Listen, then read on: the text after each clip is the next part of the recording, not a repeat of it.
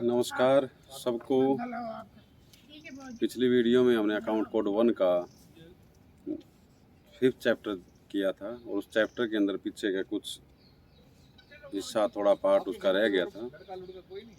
उसके अंदर ईसीआर है। ईसीआर के बारे में इसके अंदर जो लिखा हुआ है उसके बारे में बात करते हैं। सबसे पहले तो ईसीआर है, ईसीआर कैसे मेंटेन करनी होती है, क्या इसका फॉर्म होता है, ये सारी चीज़ें इसके अंदर दी हुई है। सेकंड नंबर पर यह है कि सेपरेट स्पेस जो ईसीआर के अंदर है वो सेपरेट स्पेस हर एम्प्लॉयज़ का अलग अलग पेज के ऊपर अलग अलग अकाउंट उनका बनाना होता है। तीसरा इसके अंदर दे रखा है कि pay of an employees increased on account of grant of increment allowance और due to revision of pay scale, तो वो सारी चीज़ shall be entered in the column. Subsequent changes जो है उसका कॉलम है उसके अंदर आपको इसकी एंट्री करनी होती है।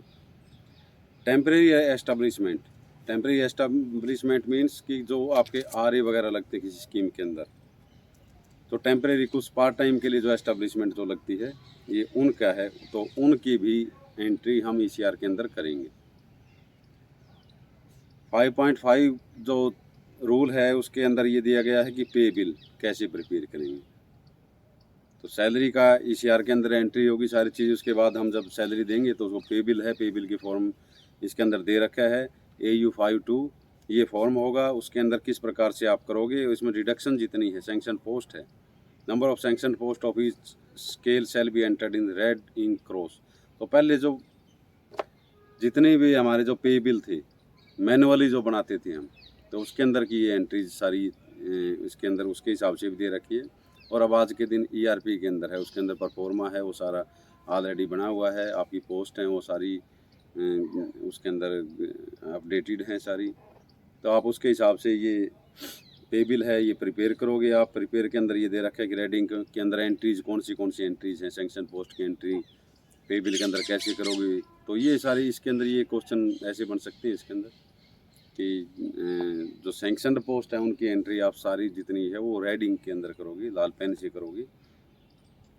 और इसके बाद में जो सेकंड है इसके अंदर दे रखा है कि कोई भी कर्मचारी अगर कहीं से ट्रांसफ़र हो जाए, एक डिपार्टमेंट से दूसरे डिपार्टमेंट ट्रांसफ़र हो जाए, या वो डिसमिस हो जाए, या फिर वो रिज़ाइन कर दे, यूनिवर्सिटी से रिज़ाइन करके जाएगा, तो अगर वो मान के चलो कि अगर वो 10 तारीख को ट्रांसफ़र हो जाए या रिज़ाइन करके जाए, तो ट्रांसफ़र के केस के अंदर अब ये एक नई इंस्ट्रक्शन निकाली हुई है कि अगर वो 15 तारीख या 15 से पहले अगर ट्रांसफ़र होता हो तो जिस डिपार्टमेंट में वो ट्रांसफ़र होके गया है वहाँ सैलरी बनेगी।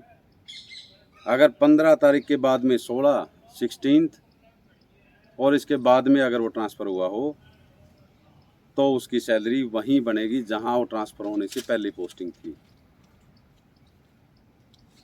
और इसका टाइम है कि ये सैलरी देनी कब है उसको, चाहे वो केस ट्रांसफ़र का हो, चाहे वो रिज़ाइन का हो या डिसमिस का, किसी तरह का केस हो, तो आपको सैलरी वो अगले महीने की जो फर्स्ट है तब उसको सैलरी देनी है। उसके मंथ के जैसे आम सैलरी जो हम नॉर्मल सैलरी बनाते हैं मंथली, उसी के हिसाब से आपको सैलरी देनी है। ये नहीं कि वो 10 तारीख को ट्रांसफ़र होके गया, ट्रांसफ़र के केस में अगर वो डिसमिस्ड हो गया है वो यूनिवर्सिटी से सर्विस से अपनी, या वो रिज़ाइन करके गया हो, तो 10 तारीख को वो अगला रिज़ाइन करके गया, उसको रिलीव कर दिया, 11 तारीख को आपने सैलरी बना के दे दी। 11 को नहीं देनी उसको, जैसे भी आगे जो फॉलोइंग मंथ है उसको फर्स्ट तारीख है उस डेट को ही उसकी सैलरी उसको दी जाएगी।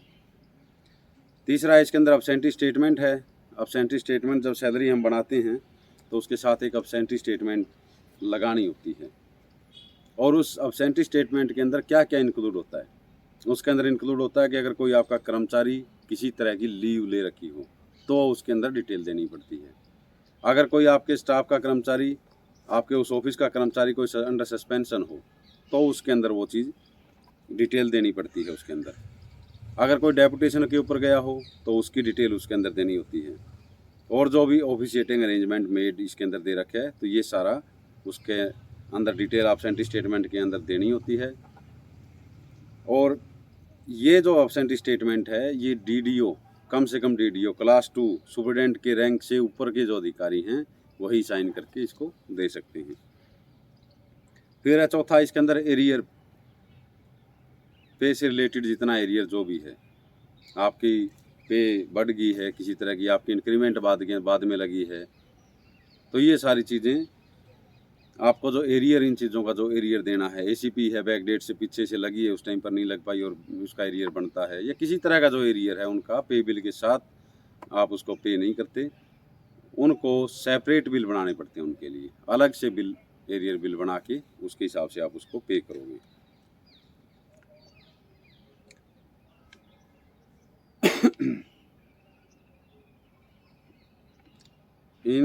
और इसके अंदर दे रखा है कि in which it was refunded by deduction और to any special order granted new allowance and allowances और एडिशन टू पे, पे के एडिशन में भी हो, अलाउंस भी किसी तरह का रिवाइज हो जाए, ये सारी चीज़ें इसके अंदर ये होगी। अब चेकिंग ऑफ एस्टेब्लिशमेंट बिल, अब इनकी चेकिंग किस प्रकार से करनी है एस्टेब्लिशमेंट बिल्स की। जो when an establishment bill is prepared by the bill clerk it shall be checked by another employee nominated by DDO. तो डीडीओ जो नॉमिनेट है उसके जो एक प्रिपेयर करेगा, इसके बाद चेक्ड बाई, तो एक आदमी दूसरा जो पर्सन डीडीओ के अलावा जो तीसरा पर्सन होगा वो उसको चेक करेगा। इसका particular attention being given to the absentee statement in form AU 5/5, जो एब्सेंटी स्टेटमेंट जो इसके साथ लगी है उसके हिसाब से उसको वेरीफाई करेगा। दैट नो इनएडमिसिबल चार्ज में be included in the consequence of any absence और लीव। तो छुट्टी के दौरान या कोई एब्सेंस किसी तरह की हो या सस्पेंशन के दौरान उसको कोई एक्स्ट्रा पेमेंट नहीं जारी हो, ये सारी चीज़ें उसको चेक करेगा। तो इसके अंदर सेकंड है कि from the bill the check the ECR, जो हमारी जो ECR का जो फॉर्म पीछे दिया था वो सारा shall be posted showing the amount drawn in ordinary ink and amounts withheld in red ink. जो ऑर्डिनरी अमाउंट जो उसको पे करना है वो सारा ऑर्डिनरी इंक के अंदर, यानी ब्लू या ब्लैक जो भी है अपना, उसके अंदर डालोगे, और जो अमाउंट विद हेल्ड किया है वो अमाउंट आप रेडिंग के अंदर एंट्री, उसके अंदर एंट्री करनी है। और डीडीओ और an employee authorized in this behalf shall satisfy himself as to the accuracy of the entry. तो वो डीडीओ की रिस्पॉन्सिबिलिटी या उसके द्वारा जो भी ऑथराइज पर्सन डीडीओ ने जो जिसको ऑथराइज किया है वो ये सारी एंट्रीज हैं, ये सारी चेक करेंगे। नेक्स्ट इसके अंदर थर्ड के establishment bill along with ECR shall then be got pre audited. तो हमें सैलरी देने से पहले जब ये बिल हम प्रिपेयर कर लेंगे तो ये प्री ऑडिट, पहले इनका प्री ऑडिट करवाना पड़ेगा। प्री ऑडिट करवाने के बाद में ही हम आगे सैलरी करेंगे। प्री ऑडिट होने के बाद में ये प्रोसीजर इसका नेक्स्ट है कि आप कंट्रोलर के पास भेजोगे, कंट्रोलर के अकाउंट्स ब्रांच के अंदर जब ये चली जाएंगी तो वहाँ से फिर आपका चेक के द्वारा आपके बैंक के अंदर वो सैलरी भेजी जाएगी और ये सैलरी बैंक अकाउंट के अंदर ही जाएगी।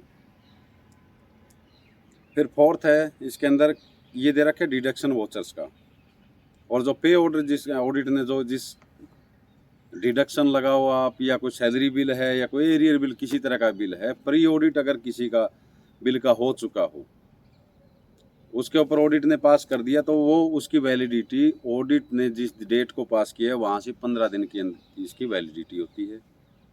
और जो डिडक्शन वाउचर हैं वो उसके पे बिल के साथ अलग अलग डिडक्शन वाउचर भी सेपरेट उसके साथ लगाना पड़ता है। तो इसके अंदर एक दे रहा कि pay order recorded by the audit shall be valid for 15 days excluding the date of passing, उस डेट को छोड़ के आगे 15 दिन, except in the case of withdrawal bills on which the pay order shall be valid for 20 days for issue of cheque and shall require revalidation from the audit thereafter. Arrear claims का है आगे next दे रखे arrear claim. Arrear claim का मतलब है कि अगर आपका कोई भी बिल हो, कोई किसी तरह का आपका एरियर हो, कोई आपकी सैलरी का हो, किसी तरह का हो, जो 1 साल से ज़्यादा का अगर आपका पेंडिंग पड़ा हो, तो उस केस के अंदर इन्वेस्टिगेशन सैंक्शन लेनी होती है। और इन्वेस्टिगेशन सैंक्शन कौन देता है? कंट्रोलर देता है। तो इसके अंदर एरियर क्लेम का यही दे रखा है कि when an arrear claim is more than a year old from the date of its sanction, से 1 साल से ज़्यादा का हो गया हो, it shall not be entertain without the prior sanction of controller की सैंक्शन के बिना इसको आगे प्रोसीड नहीं करना। 5.8 अगला नेक्स्ट है, पे and allowance can be drawn for the day of A persons death. तो पर्सनस डेथ का मतलब है कि इन केस अगर किसी कर्मचारी की डेथ हो जाती हो तो उसके अंदर ये नहीं देखना आपको कि उसकी डेथ किस टाइम हुई है। अगर मॉर्निंग में 12 बज के 1 मिनट पर भी अगर डेथ होती है तो उस दिन की उसको सैलरी देनी होती है। 5.9 फिर आगे ये हो गया कि arrear of pay and allowance payment relating to encashment of earned leave and gratuity claimed on behalf of deceased employee in the event of university employee expiring before receiving these payments may be paid to the nominee specified by him for the purpose of CPF or GPF without the production of usual legal authority। तो इसके arrear हैं कोई भी किसी तरह का, अगर किसी कर्मचारी की डेथ हो जाती है उसके बाद में उसका एरियर किसी तरह का जो बनता है वो एरियर पे का हो, अलाउंस का हो या payment relating to encashment of earned leave हो या ग्रेचुटी की हो, किसी तरह की जो पेमेंट हो वो सारी जो उसका नॉमिनी होगा, डिजीज एम्प्लॉय का जो एक्सपायर हो गया उसके नॉमिनी होगा, उसको आप ये सारी पेमेंट आगे कर सकते हो, उसी को ही की जाएगी। फिर 5.10 आ गया एलपीसी। एलपीसी होता है कि अगर आप एक डिपार्टमेंट से दूसरी जगह ट्रांसफ़र हो गए हो आप कहीं से, तो उसके अंदर आपकी पे की सारी डिटेल जो आप इस डिपार्टमेंट के अंदर ले रहे हो, आपकी डिडक्शन, आपकी अर्निंग, दोनों की डिटेल आप एक फॉर्मेट जो होता है एलपीसी का लास्ट पे सर्टिफिकेट जो होता है जिसका AU 56 फॉर्म होता है, इस फॉर्म के अंदर वो आगे नेक्स्ट डिपार्टमेंट को देनी होती है। आप जैसे पे सेंट्रलाइज होगी, इस केस के अंदर क्या कर दिया कि आपको अगर उसकी ट्रांसफ़र सेम कंट्रोलिंग ऑफिसर के अंडर हुई हो तो आपको एलपीसी और इन चीज़ों की आपको देने की ज़रूरत नहीं है। अदरवाइज़ आप अगर दूसरे कहीं कंट्रोलिंग ऑफिसर में जाते हो तो आपको इसको एलपीसी इशू करोगे। इसके बारे में एक इंस्ट्रक्शन भी इशू हुई है अभी। प्रोविजनल एलपीसी और फाइनल एलपीसी का जो चक्कर पहले चल रहा था, तो वो प्रोविजनल एलपीसी नाम का कहीं भी किसी रूल के अंदर कुछ नहीं होता। एलपीसी मीन्स एलपीसी, आपकी लास्ट एंड फाइनल वही होती है, वो आपको दे दो। इसके अलावा जो चार्जेज वगैरह जो चार्ज हैं उसके स्टोर के या ऑफिस के चार्ज हैं, जो वो चार्ज देने के लिए उसके लिए अलग से कमेटी, अलग से प्रोविज़न दिया हुआ है। तो एलपीसी है कि एलपीसी किसके साथ देंगे, मैं shall be prepared and got countersign from the audit. तो ये एलपीसी ऑडिट से काउंटर साइन करवानी है। It will then be forward to new DDO, जो नया डीडीओ उसका है उसके पास आप भेज दोगे with his service book and personal file after adjusting the outstanding advances if any. अगर उसके अगेंस्ट कोई आउटस्टैंडिंग एडवांस है तो वो him in form AU 42 on the basis of entry made in the LPC. अगर कोई एडवांस वगैरह उसके अगेंस्ट कोई रिकवरी किसी तरह की है तो वो उसके अंदर एंट्री करके वो आप आगे फॉरवर्ड कर दोगे। रिडाल ऑफ डिडक्शंस। अब डिडक्शंस के बारे में, जो डिडक्शन जितनी है तो उनके बारे में उनके वोचर्स का है। As pay bill are checked by the DDO of entries of deduction made in such bills which are to be redrawn shall be made in bill on prescribed form which shall be totaled, signed by DDO and sent to for pre-audit। The deduction on account of income tax है, employee EWF का है, CTD है, electricity charges है, community centre का है, faculty club का है, LIC का है, या कोई कोर्ट के द्वारा कोई किसी तरह के ऑर्डर हो, ऐसी डिडक्शन कोई भी हो। और डिडक्शन वोचर अलग से जो हमारा फॉर्म AU 57 दे रखा है उसके अंदर डिडक्शन वोचर के अंदर वो सारी चीज़ें उसकी डिडक्शन बनाई जाएगी और वो पे बिल के साथ में अटैच किए जाते हैं वो सारी डिडक्शन वोचर भी साथ साथ में। The deduction on account of CPF shall however be redrawn on the special bill from prescribed in this rule। A single voucher may be prepared for deduction made from pay bill on account of deduction made from NPS, CPF, GPF, faculty club, income, electricity, etc. The withdrawal voucher on account of deduction shall be clubbed in a single voucher to reduce the number of vouchers. Check in such case shall not be drawn in favor of DDO, but the payment be made through the bank transaction to the concerned officer to whom payment are required to be actually made। तो इसकी जो payment जो हैं वो आपको DDO के नाम पर चेक नहीं करवानी, चेक नहीं कटवाना उसका, वो डायरेक्ट LIC का है तो मैनेजर LSI, बैंक का SBI बैंक लोन का किसी का तो मैनेजर SBI बैंक लोन का हो जाएगा। तो इसी तरह इलेक्ट्रिसिटी का है तो एक्शन इलेक्ट्रिकल के नाम हो जाएगा, इनकम टैक्स का है तो ITO के नाम हो जाएगा। तो उनके जिसके नाम से ये पेमेंट जहाँ डिडक्शन जिसको पेमेंट करनी है उसके डायरेक्ट उसके नाम से बैंक अकाउंट से ट्रांसफ़र करवा दी जाएगी या चेक उनके अकाउंट में डलवा दिया जाएगा। तो इसके अंदर एक और दे रखा है, सिंगल वोचर में भी prepared for deduction made from the pay bill. एक सिंगल वोचर इसका डिडक्शन का बना दिया जाए, ऑन अकाउंट ऑफ डिडक्शन, सारी डिडक्शन जितनी है उनका एक वोचर ही बना दी। अगला नेक्स्ट है 5.12 फॉर्म ऑफ टीए बिल्स। अब टीए बिल का फॉर्म कौन से, अगर हम जैसे बाहर ट्रैवलिंग पर ऊपर जाते हैं तो हमें टीए बिल्स के लिए कौन से फॉर्म होते हैं। 3 तरह के फॉर्म आप बना रखे हैं। जो एक एम्प्लॉयज़ के लिए नॉर्मल केस में जो टूर के ऊपर जाता है उनके लिए है, दूसरा है बोर्ड ऑफ मैनेजमेंट्स के जो मेंबर्स आते हैं उनके लिए है, फाइनेंस कमेटी वगैरह इनके लिए है, एक एग्जामिनर वगैरह के लिए इनके लिए। पहले एक सिंगल होता था, अब 3 ये फॉर्म अलग अलग बना दिए। इनका तीनों का जो फॉर्मेट है ये दे रखा है, AU58 फॉर्म दे रखा है। इसमें A, B एंड C तीनों का अलग अलग फॉर्म दे रखा है। इसके अंदर DDO concern will pass the bill, तो DDO है वो उसके अंदर साइन करेगा, काउंटर साइन करेगा, DDO इस बिल को पास करेगा। और इसको प्री ऑडिट इन बिलों की पहले करवानी होती है, उसके बाद में टीए बिल पास होंगे। और payment of the TA bill of the all employees shell be made through their bank account के अंदर इनकी पेमेंट होगी। टीए चेक रजिस्टर है, तो टीए बिल जैसे जैसे टीए बिल की एंट्री हम टीए चेक रजिस्टर के अंदर एंट्री करते हैं, उसके अंदर इसका फॉर्मेट दे रखा है। इस रजिस्टर का फॉर्मेट AU59 दे रखा है और ये maintained by each DDO, her DDO के हिसाब से ये मेंटेन की जाते हैं। हर डिपार्टमेंट में DDO जैसे होते हैं, कंटीजेंसी के DDO अलग हैं, आज के दिन पे के अलग से हैं। तो जो डिपार्टमेंट लेवल के ऊपर टीए बिल निकलते हैं तो डिपार्टमेंट लेवल के ऊपर ये रजिस्टर मेंटेन हो जाएंगे। In which separate page shall be set apart for employee, हर कर्मचारी का अलग अलग सेपरेट स्पेस इसके अंदर एंट्री होनी चाहिए इसकी। Who has to be on tour very often, जो ज़्यादातर प्रायतः ये लगे कि ये लगातार टूर के ऊपर जा रहा है तो उनको हर पेज के ऊपर अलग अलग अकाउंट बना दें उनका। The same pen can be use the same page can be use for each section of establishment और कैटेगरी ऑफ पर्सन। तो एक पेज के ऊपर भी अगर हमें ये लगे कि साल के अंदर 5-4 टूर होते हैं किसी अलग अलग एम्प्लॉय सबके मिला के, तो आप एक पेज के ऊपर भी सारी एंट्री कर सकते हो। रिम्बर्समेंट ऑफ मेडिकल चार्जेज का अब इसके अंदर दे दिया है। तो मेडिकल चार्जेज जो है हम फिक्स 2 तरह का होता है, एक FMA होता है और एक क्रोनिक डिजीज़ का होता है। FMA के अंदर हमारे 1000 रुपये फिक्स हैं, 1000 रुपये के हिसाब से पेमेंट हो जाती है। अगर आप क्रोनिक पेशेंट हो, क्रोनिक पेशेंट का आप सर्टिफिकेट प्रोड्यूस करते हो, उस केस के अंदर आपके 1000 रुपये पर मंथ के FMA है ये कट जाएंगे। और आपको जब भी आप जो ट्रीटमेंट लेते हो, आप जो हॉस्पिटलाइज होते हो, इंडोर हो या आउटडोर हो, आपको जो पैसे हैं वो आप पैसे भी क्लेम कर सकते हो। और FMA के अंदर ये होता है कि आपको इंडोर होना पड़ता है। इंडोर होने के बाद में जो चार्जेज हैं वो गवर्नमेंट इंस्ट्रक्शंस के हिसाब से जो रेट हैं उसके हिसाब से आपको वो मिल जाएंगे। तो इसके अंदर इसका फार्म का दे रखा है, इसके फैमिली मेम्बर्स इसके अंदर इंक्लूड होते हैं। तो ये इसके अंदर ये सारी चीज़ें इसके अंदर मेन वही चीज़ें हैं कि कौन इसको पास करेगा, कौन इसको नहीं करेगा, डिप्टी सुपरिटेंडेंट है चेक कौन करेगा, असिस्टेंट है डिप्टी सुपरिटेंडेंट करेगा।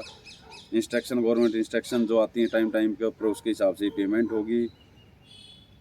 Subsequently the medical reimbursement will be forward to the CMO। Medical reimbursement bill जो आते हैं वो CMO को हम SMO को फॉरवर्ड करेंगे और यूनिवर्सिटी हॉस्पिटल में वो स्क्रूटनाइज करके इसके बाद में हमें जो जितना जो हमारा हक है अपनी आजकल बेसिक पे के हिसाब से भी कुछ अमाउंट कर दिया है गवर्नमेंट की इंस्ट्रक्शन से।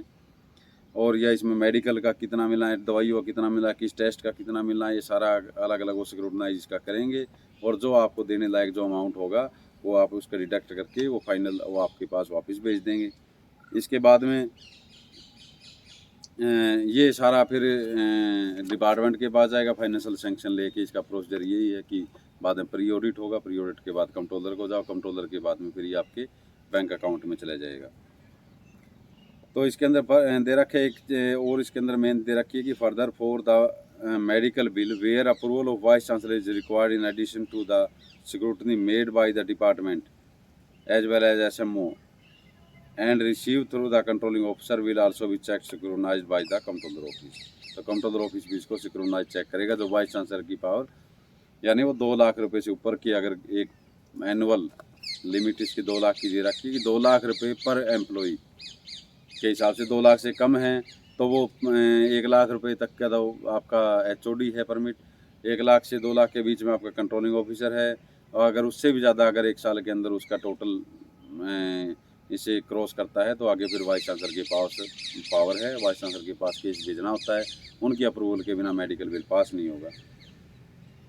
सेकंड इसके अंदर है on receipt of medical claim DDO shall get it checked in his office and sanction the claim और obtain the sanction from the competent authority as per rule. तो कॉम्पिटेंट अथॉरिटी का वो मैंने अभी बताया है, वही competent authority. When the claim for reimbursement has been sanction इसकी हो जाती है तो DDO shall prepare a reimbursement bill prepare करेंगे। उसका AU-511 फॉर्म इसका होगा। DDO shall have an entry made in medical reimbursement check register. इसके लिए मेडिकल रिम्बर्समेंट चेक रजिस्टर हो गया, उसके अंदर इसकी एंट्री करोगे। उसके अंदर आप सबका अलग अलग रिकॉर्ड रखोगे, सारे जितने भी कर्मचारी हैं उनका, और इसका प्री ऑडिट करवाना पड़ेगा। अब आगे अंडर नोटिस का दे रखा है कि अगर ट्रीटमेंट आपने government hospital medical college of Haryana functioning at the head quarter, अगर कर्मचारी कोई आउट स्टेशन के ऊपर काम करता है तो उसने अगर ट्रीटमेंट करवाया कहीं भी बाहर गवर्नमेंट हॉस्पिटल या medical college of Haryana government का वहाँ पर करवाया है, तो उस केस के अंदर जो वहाँ का जो मेडिकल ऑफिसर होगा, आपका CMO SMO जो भी होगा, जो गवर्नमेंट जो इंस्टीट्यूट है या गवर्नमेंट हॉस्पिटल में उसका है, तो वो उनको वो सर्टिफिकेट इसके अंदर ऊपर वो सर्टिफिकेट भी दे सकते हैं आउट स्टेशन के लिए स्पेशली। आगे FMA का दे रखा है कि ये तो बिल प्रिपेयर कैसे करेंगे हम, मेडिकल बिल का है। अब फिक्स मेडिकल का दे दिया कि 1000 रुपये पर मंथ के हिसाब से आपको मिलता है, वो प्रेस्क्राइब रेट जो गवर्नमेंट ने दे रखे हैं, तो वो सैलरी बिल के साथ आपको मिलेगा। सेकंड के अंदर दे रखे कि पेंशनर और फैमिली पेंशनर जो है उस केस में भी आपको ये 1000 रुपये मिलेंगे, और वो कौन देगा, वो कंट्रोलर देगा। कंट्रोलर के ऑफिस की तरफ से वो दिए जाएंगे और पेंशन के साथ उनको मिलेंगे मंथली बेसिस पर। तीसरा FMA जो CPF के अंदर स्कीम के अंदर जो हैं जिनको पेंशन नहीं मिलती, उस केस के अंदर भी है कि कंट्रोलर इनको बैंक अकाउंट के अंदर पर मंथ के हिसाब से वो उनको पे करते जाएंगे।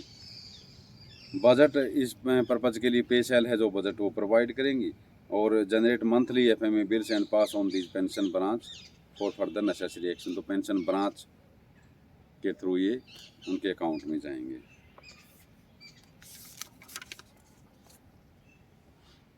अगला क्रॉनिक पेशेंट का है। अब दूसरा ऑप्शन इसके अंदर दे दिया। तो क्रॉनिक पेशेंट का है कि अगर वो क्रॉनिक पेशेंट कोई हो, रिटायरी हो या कोई भी हो, तो उस केस के अंदर ये है कि उनका FMA जो 1000 रुपये पर मंथ के हिसाब से मेडिकल जो है वो बंद हो जाएगा उनका, और जो बिल सबमिट जो करेंगे वो बिल सबमिट उनका जो भी आप इंडोर के सिवा, इंडोर हो या आउटडोर, जो आप बिल सबमिट करेंगे वो बिल आप पास करवाते जाओ उनके। तो इसके अंदर ये दे रखे कि रिटायरी के केस के अंदर the retiree can change option from FMA to chronic patient और vice versa as per rule with the approval of the HOD concern, who will intimate to the controller about the change of option immediately।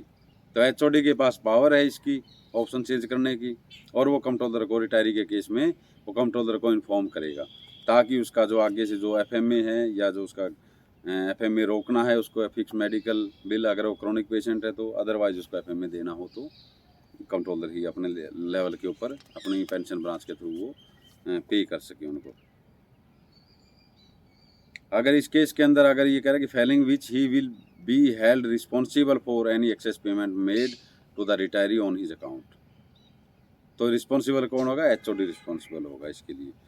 ऑनोरेरिया and overtime allowance, अगर किसी तरह के allowance हो या honorarium जो हो उसकी पेमेंट के बारे में दे रखे हैं कि क्लेम्स फॉर ऑनोरेरियम और overtime allowance shall be prepared in fill, इसका फॉर्म दे दिया। Entries of such payment shall be made in the office of DDO in the monthly payment cage of the ECR with briefly indication of the natures which shall be initiated by the DDO or an employee empowered in this behalf before sending the bill to the audit.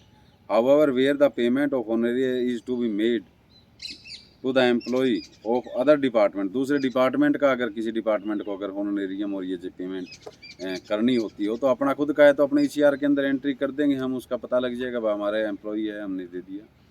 In case अगर वो कर्मचारी दूसरी department में कहीं काम करता हो तो उसका हमारे ECR के अंदर तो नाम नहीं मिलेगा। तो उस केस के अंदर ये कहा है इन्होंने कि it shall be inform to take entries in the monthly payment cage of ECR and DDO of the concern department shall ensure that the such honorarium remuneration is included in the salary statement of the employees in which prepared for the purpose of calculation of tax. तो ये हमें ये जो दूसरे department के अंदर है तो डिपार्टमेंट को वो जो जिस डिपार्टमेंट में वो काम कर रहा है उस डिपार्टमेंट को इन्फॉर्म करेंगे हम कि हमने ये ऐसे ऐसे उसको पेमेंट कर दिया है, और उसकी जो ईसीआर है उस डिपार्टमेंट की उसके अंदर एंट्री करवाएंगे, ताकि वो जो इनकम उसकी हुई है वो इनकम टैक्स पर्पज़ के लिए उसकी इनकम के अंदर वो चीज़ें जोड़ी जाए।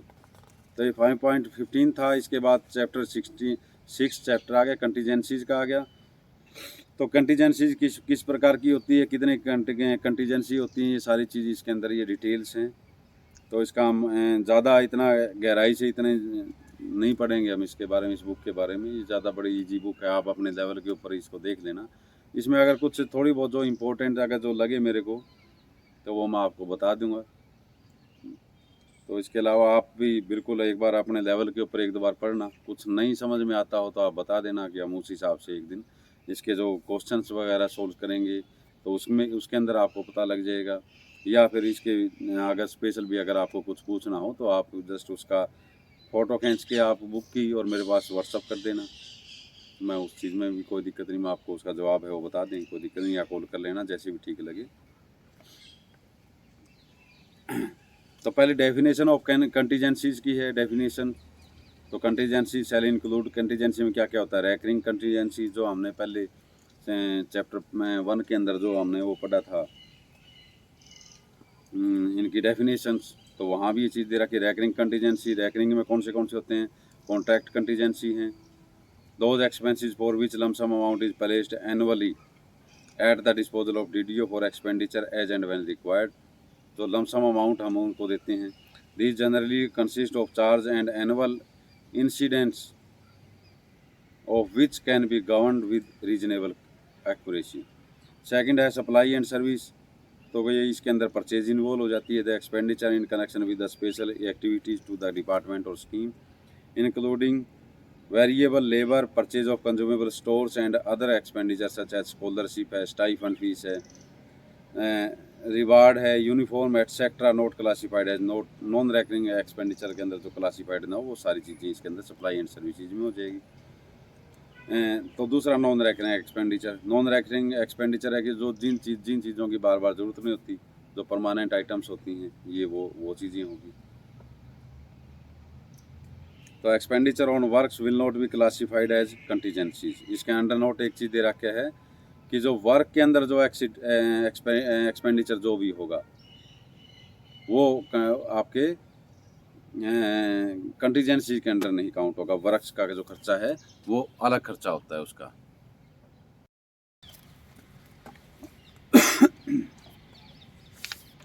तो इसके बाद में दूसरा है कि ड्रॉल ऑफ मनी फॉर कंटीजेंसीज।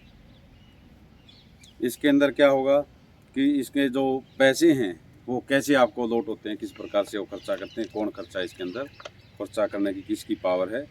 तो इसके अंदर ये दे रखे competent authority subject to sanction of competent authority. Competent authority की सेंक्शन, प्रायर सेंक्शन पहले लेनी होती है इसके बारे में, और उस सेंक्शन के बाद में बजट आपको अलॉट कर दिया जाता है department wise, scheme wise, SOE wise.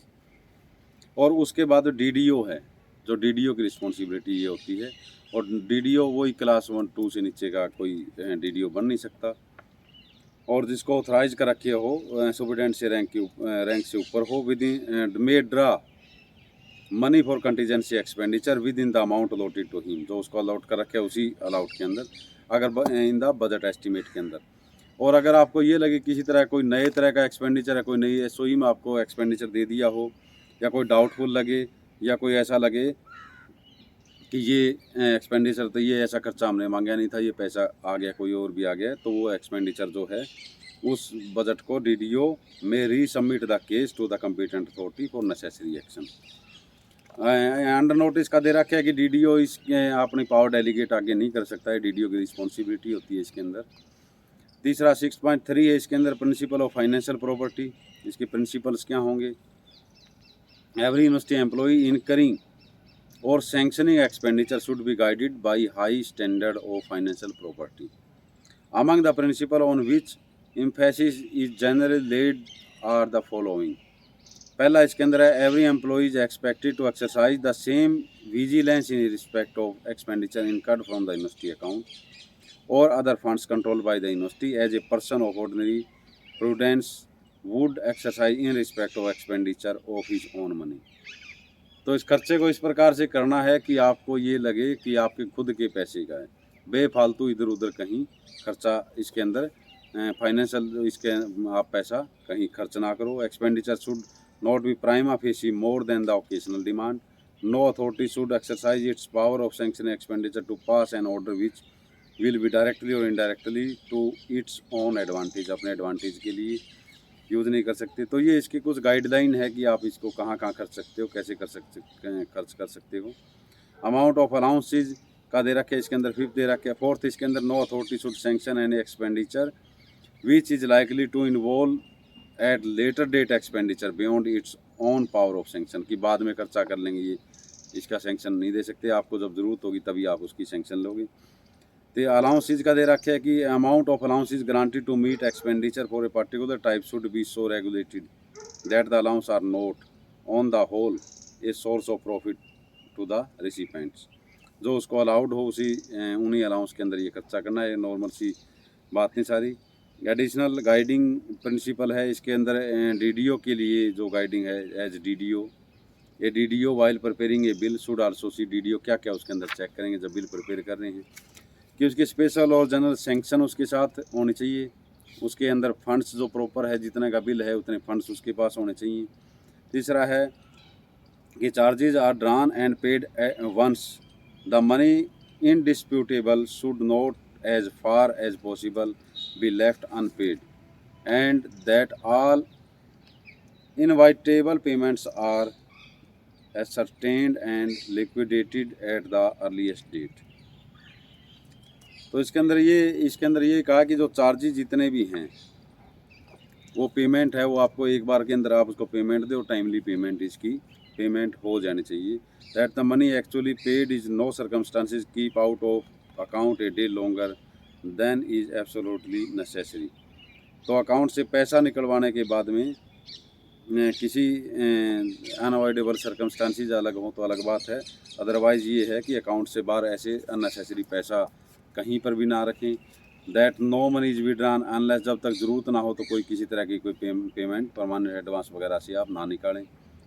6.5 है कंटीजेंसी रजिस्टर। इसके लिए एक मेंटेन करना पड़ता है जो स्कीम वाइज और एसओई वाइज उनके अलग अलग अकाउंट बनाए जाएंगे। जिस एसओई में से जो एक्सपेंडिचर होगा उसी एक्सपेंडिचर में से आप उसकी एंट्री करते जाओगे। और जो आपके पास फंड्स आए हैं, जो पैसे आपके पास आए हैं, वो रेड इंक से रेड पेन से आप उसकी एंट्री करोगे जो आपको अलॉटमेंट हुई है। Posting of contingent register.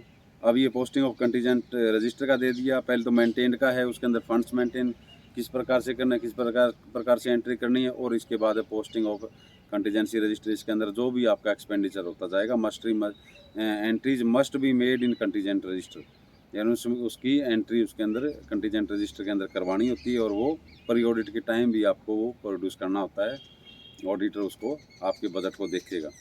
The date of payment, the name of payee, the number of sub voucher and its classification and the amount में be entered in the proper columns against relevant एसओईज।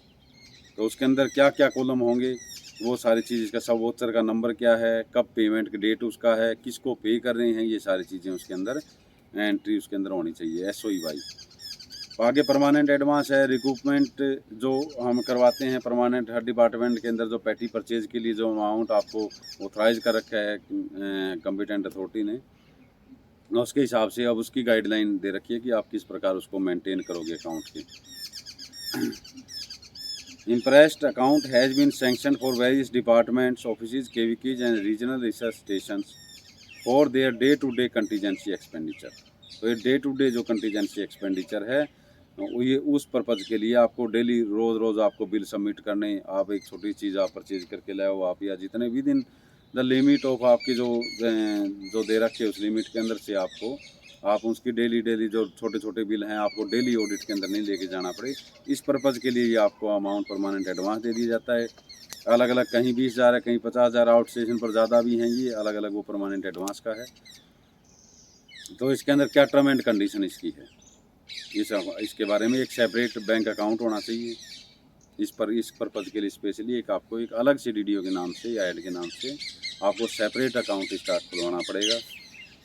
और इसकी separate cash book will be maintained, एक अलग से cash book इसकी इस purpose के लिए, उस कैश बुक जो आप रेगुलर करें उसके अंदर नहीं, अलग से इसकी कैश बुक मेंटेन आपको करनी पड़ती है। नो इनकम और ग्रांट, कोई भी इनकम किसी तरह की आपके डिपार्टमेंट की हो या कोई ग्रांट आई हो तो वो उसके अंदर, इस अकाउंट के अंदर नहीं डालनी। Except grant sanctioned by the university, except मतलब जो ग्रांट, जो पैसे आपको अथॉरिटी ने सैंक्शन कर दिए हों आपको डीडीओ के नाम पर, वो अमाउंट इसके अंदर आप डाल सकते हो। अनस्पेंट बैलेंस है कि जो पैसा आपके पास बच गया, पैसा ये नहीं कि आपको काफ़ी दिन आपके पास रखा होना होता है, वो पैसा आप तुरंत उस बैंक अकाउंट में डालो। या आपकी कोई ट्रेनिंग वगैरह है, कोई आपने एडवांस ड्रा करवाया है किसी तरह कोई ट्रेनिंग पर्पज़ के लिए या किसी भी और परचेज़ के लिए, तो आपकी परचेज़ होगी है, आपने मान लो 1 लाख रुपए का कोई परचेज़ करनी थी, आपकी ट्रेनिंग करवानी थी या कोई वर्कशॉप है किसी तरह की भी, उसके अंदर आपका खर्चा 90,000 का आया है तो आपके 10,000 रुपये हैं, वो आप तुरंत जो बच के अनस्पेंट बैलेंस है वो आप उस अकाउंट में वापस जमा करवा दो। इंटरेस्ट है, इसका इंटरेस्ट, इस अकाउंट्स का जो भी इंटरेस्ट जितना भी आता है वो यूनिवर्सिटी की जो इनकम है, कंट्रोलर के अकाउंट है उसके अंदर एज इनकम आप जमा करवा दो, और वो हर साल अप्रैल के अंदर ईयरली बेसिस के ऊपर जमा करवाना होता है, वो आप अप्रैल के अंदर इसके अंदर जमा करवा दो। Permanent interest will be sanctioned out of income और revolving fund scheme available with the controller. Permanent जो इंटरेस्ट है वो sanction out of income, income में से जो कंट्रोलर के द्वारा सैंक्शन की जाती है, या income of revolving fund scheme, revolving fund scheme की जो इनकम होती है उस इनकम में से आपको परमानेंट एडवांस है ये सैंक्शन किया जाता है, जो कंट्रोलर के पास ये बजट होता है। The expenditure incurred will be recouped under respective SOE, तो ये रिकूप भी उसी एसओई के अंदर आपको रिकूप करवाना होता है। No expenditure will be incurred without obtaining financial sanction of the competent authority, के बिना, कि सैंक्शन के बिना आप किसी प्रकार का कोई एक्सपेंडिचर नहीं कर सकते। And the concern officer, next है इसके अंदर रूल है 6.7 का 6th है, concern officer will not authorize to operation of this account by any other officer employ without the permission of competent authority, तो बिना कॉम्पिटेंट अथॉरिटी के कोई और दूसरा पर्सन इस अकाउंट को कोई ऑपरेट नहीं कर सकता, उसके अंदर लेन देन का किसी तरह का नहीं कर सकता। Controlling officer will get ATM card भी इसके अंदर इशू करवा सकते हैं आप, to avoid minimise cash transaction, तो इसके एटीएम भी आप, इस अकाउंट का एटीएम भी आप निकलवा सकते हो। The amount from the impressed account can be utilise for all purpose, ये सारे पर्पज़ के लिए आप यूटिलाइज कर सकते हो, जैसे परचेज किसी तरह की हो, या पीओएल पेट्रोल तेल का है, या लेबर के लिए, या पीएसएस किसी की दिहाड़ी वगैरह जो डीसी रेट के ऊपर लगे होते हैं, उन सब पर्पज़ के लिए up to the limit of permanent interest sanction, जितना आपको सैंक्शन परमानेंट एडवांस ये जो है, ये जितना पैसा आपको सैंक्शन है 20,000 है, 1 लाख, जितने भी हैं आप उसकी लिमिट तक का। The recoupment of expenditure incurred out of permanent interest will be made strictly from the SOE scheme sanctioned by the competent authority, तो जिस स्कीम में से, जिस एसओई में से आपको ये रिकूपमेंट का जो परमिशन आपको मिली है वो सेम स्कीम और सेम एसओई में से ये एक्सपेंडिचर होना चाहिए।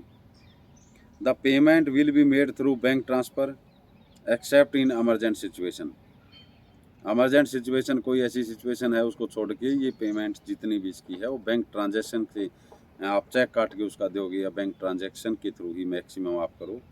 Bill vouchers will be put up to the audit verification for the payment before the recruitment is made as per existing rule, तो वो फिर ऑडिट इसकी करवानी होती है।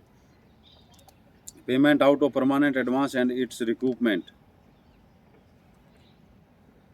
परमानेंट एडवांस है, इसकी पेमेंट कैसे करेंगे इसमें से, और इसके रिक्रूटमेंट कैसे, इसके रिक्रूटमेंट कैसे करवाएंगे। When payment is to be made from permanent advance, a payment order shall be made on the sub voucher relating to the charge by means of rubber stamp in form AU62, and the amount of payment and classification of the charge may be inserted in the ink.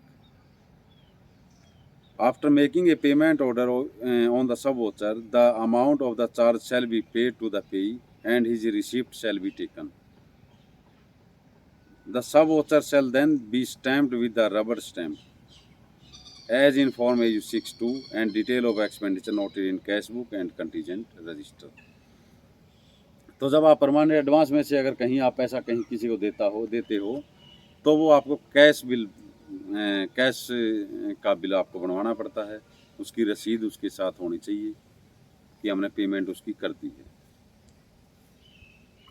Entry in cash book का है अभी इसके अंदर कि balance when the balance of permanent advance is running low and on the last working day of the month the permanent advance column of the cash book में B टोटल्ड up.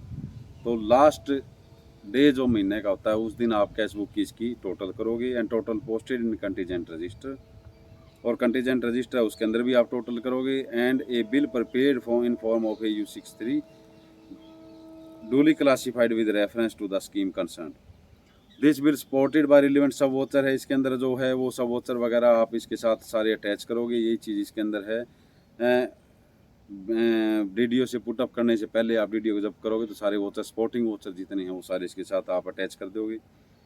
Who after comparing the entries in the bill, वो compare करेगा bills के साथ उन सबको with the cash book के साथ में एंड वेरीफाइंग द क्लासिफिकेशन, वो जो क्लासिफिकेशन जो उसकी है मोड ऑफ एक्सपेंडिचर है वो सारी आप उसके साथ वो वेरीफाई करेंगे DDO, और फिर वो साइन करेंगे और उसको प्री-ऑडिट के लिए आगे भेज दिए जाएंगे। Procedure in case of permanent advance held by an employee who is not DDO ना हो तो उस केस के अंदर क्या इसकी किस प्रकार से आप इसका प्रोसीजर यूज़ करोगे वो इसके अंदर 6.9 के अंदर दे रखा है। तो उसके अंदर भी ये है कि he shall also maintain contingent register maintain करेंगे और in accordance with the rule prescribed in this chapter but it will not be necessary to him to keep in a cash book, तो उसको कैश बुक रखने की ज़रूरत नहीं है। When the permanent advance is to be recouped, जब आप recoup कराओगे दोबारा से वो चीज़ आप एडजस्ट कराओगे उसको, तो entry shall be टोटल्ड and A bill in form of 6.3 shell be prepared and forwarded to the DDO concerned who will operate and total of contingent abstract in his contingent register, sign and bill the forward to the for pre-audit. Direct payment है to supplier है, उस supplier वगैरह supplier जो भी है purchase हम किसी तरह करते हैं तो उस केस के अंदर डायरेक्ट पेमेंट करना है, तो उस चीज़ के अंदर उसके अंदर क्या क्या ये रहेंगी। एक्सपेंडिचर बाई बुक ट्रांसफ़र है, बुक ट्रांसफ़र जहाँ कैश वगैरह चेक वगैरह इन्वॉल्व ना हो तो ये उस तरह एक्सपेंडिचर किस प्रकार से करने हैं, तो ये सारी चीज़ें इसके अंदर ये डिटेल आपको दे रखी है। एक एक चीज़ इसके अंदर आप इसमें देख लेना, कोई ज़्यादा इतनी मुश्किल वाली बात है नहीं। इस तरह तो फिर अपना सारा बहुत टाइम लग जाएगा, 1 महीने के अंदर कवर होगी सारी चीज़ें। तो बुक ट्रांसफ़र का एक रूल आगे भी इसके अंदर है, 15.2 रूल है, वो भी आप इसके साथ रेफरेंस इसके अंदर देख लेना बुक ट्रांसफ़र का। Expenditure on purchase through centralised agency है, तो इस केस के अंदर आपको क्या क्या करना है, तो इसमें स्टोर परचेज प्रोसीजर है हमारा, उसके अंदर भी ये सारी चीज़ डिटेल्स ये दे रखी हैं। तो इसके अंदर क्या क्या चीज़ें आप इसकी डायरेक्शंस हैं ये आप इसमें देख लेना। Drawal of temporary advance and adjustment है, जो टेम्परेरी एडवांस कहीं कंडीशन ऐसी आ जाए किसी फर्म की कि हम तो पहले एडवांस लेंगे उसके बाद पेमेंट आपको सप्लाई करेंगे, तो एडवांस पेमेंट बेसिस के ऊपर ये होता है कि आपका एक तरफ से आपने किसी फर्म को ऑर्डर कर दिया किसी चीज़ के लिए पर्टिकुलर, कोई आपको परचेज करनी है या कोई इंस्ट्रूमेंट चाहिए कोई किसी तरह का भी, तो आप उसके लिए एडवांस ड्रा करवा लो 2 लाख रुपए का, अगर वो मान लो आता हो वो इंस्ट्रूमेंट आता हो तो 2 लाख रुपए आपने टेम्परेरी एडवांस ड्रा करवा लिए, उसका चेक आपने रख लिया और उधर से वो आपको इंस्ट्रूमेंट दे देगा। उसकी आप उसके जो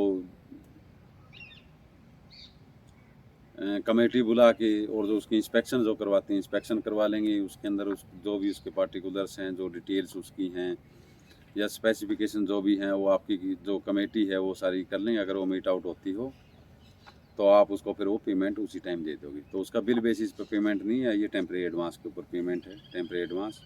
तो इसके लिए एक टेम्परेरी एडवांस रजिस्टर मेंटेन करना होता है और वो टेम्परेरी एडवांस आपको जैसे भी आप उसको पेमेंट कर दोगे उसके तुरंत बाद उसकी रिसिप्ट लेकर वो आपको एडजस्ट करवाना।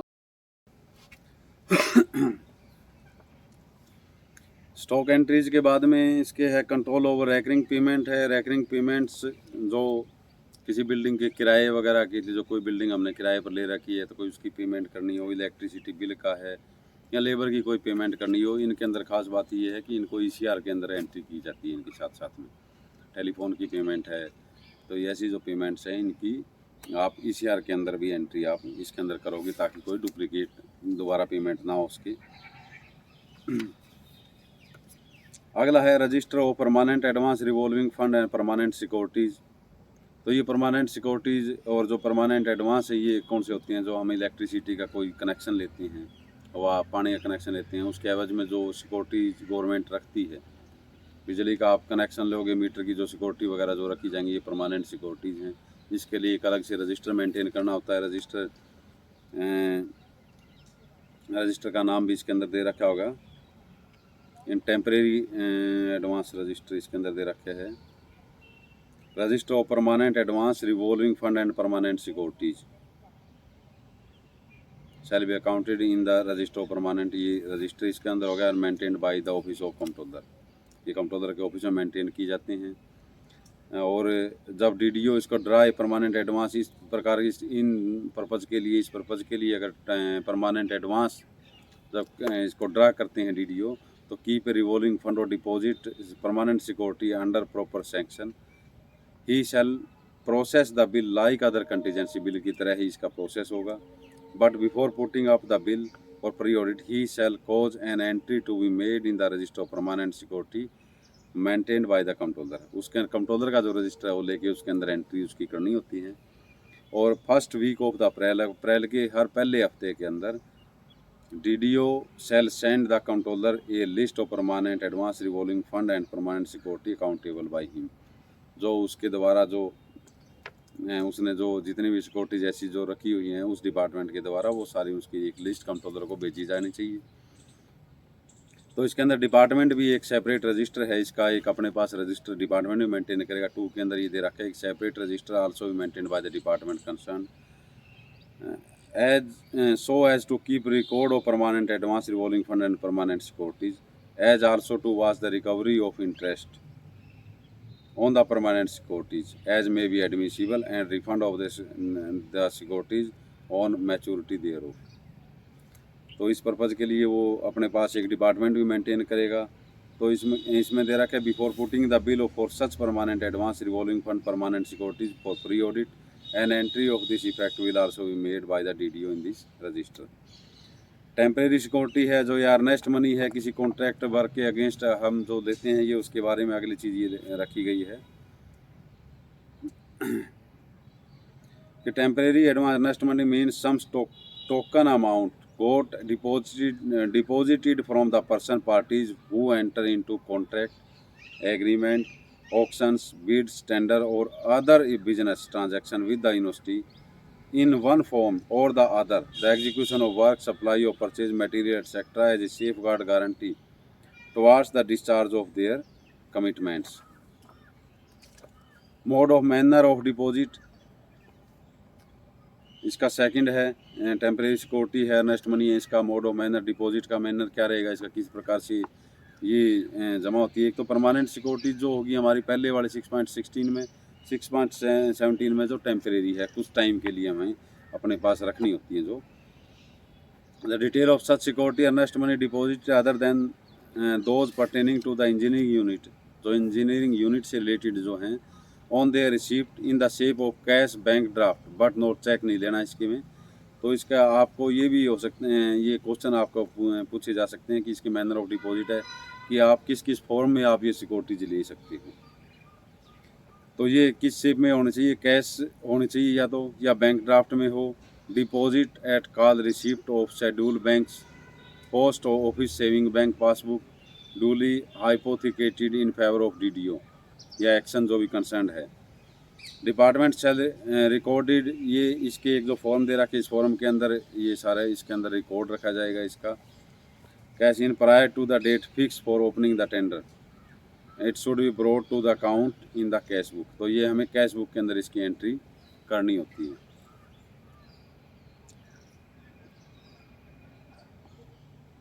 तो ये जो फॉर्म है इसका AU 65 का, ये रजिस्टर है, register of temporary security oblique earnest money, ये एक रजिस्टर है। इस रजिस्टर के एक ही फॉर्म होता है, इस फॉर्म के अंदर ये रजिस्टर जो मेंटेन है, तो ये आप इसका रजिस्टर अकाउंट करना, इसको रजिस्टर समझना। इसको classification for accounting of accounts, इसका कैसे इसका ऑपरेट किया जाता है, जो इसका जो रखेंगे हम इसका। तो ये head of the department office shall deposit the amount of such security earnest money deposit receive in form of cash and bank draft. तो ये कंट्रोलर की सस्पेंस अकाउंट है, उसके अंदर ये करंट अकाउंट के अंदर डिपॉजिट किया जाएगा। और of the university under the classification CAU suspense, classification उसके अंदर जो डिटेल देंगे वो CAU सस्पेंस इसका है। और temporary security earnest money deposit so that it may no effect the university budget, ताकि हमें ये ना लगे कि ये इनकम कहीं से कैसी आ रही है, ये पैसे कहाँ से आ रहे हैं, इसका पता लगता है यूनिवर्सिटी बजट के अंदर भी कि such transactions shall be treated as neither income nor expenditure, ना तो वो हमारी इनकम है ना हमारा वो एक्सपेंडिचर है। तो ये आप इसके अंदर ये थोड़ा नोट आप कर लेना। ये मैक्सिमम टाइम आपको जो सिक्योरिटी डिपॉजिट का जितना है, टेम्प्रेरी एडवांस का है, परमानेंट एडवांस का, टेम्प्रेरी सिक्योरिटी का, परमानेंट सिक्योरिटीज़ है, इनमें से क्वेश्चंस आपके लगभग पूछे जाते हैं। आप इन चीज़ों को बड़े केयरफुली ध्यान से आप इन चीज़ों को पढ़ लेना। Such deposit shall be shown in the income statement by showing temporary security under the column nature of receipt in the form AU35। तो ये जो जैसे जो ये पैसे हमारे अकाउंट के अंदर जो आते हैं, कंट्रोलर के अकाउंट के अंदर आते हैं, तो ये इनकम स्टेटमेंट जो है उसके अंदर एज टेम्परेरी सिक्योरिटी ये उसके अंदर शो करते हैं हम। प्रोसीजर फॉर रिफंड, अब इसका रिफंड का प्रोसीजर है कि जो हमने अकाउंट में डाल दिया तो इसका प्रोसीजर क्या रहेगा रिफंड का।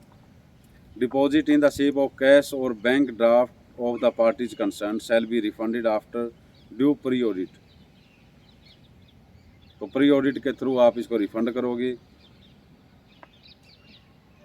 However security earnest money to unsuccessful bidders, जो अनसक्सेसफुल बीडर, अगर आपने टेंडर इनवाइट किया उसके लिए 4-5 टेंडर आ गए हों तो टेंडर तो आप एक को अलॉट करोगे, तो बाकी जो और जितने 2-3 और आदमी जो जो फर्म्स है या कॉन्ट्रैक्टर हैं या जो भी पर्सन है उनको रिटर्न के लिए यहाँ पर ये लिखा गया है कि shall be refunded after due however security earnest money to the unsuccessful bidder, unsuccessful bidder जिनको अलॉट नहीं हुआ हो, may be return by DDO concern without pre audit on the day the tenders quotation are open auctions bid etcetera held.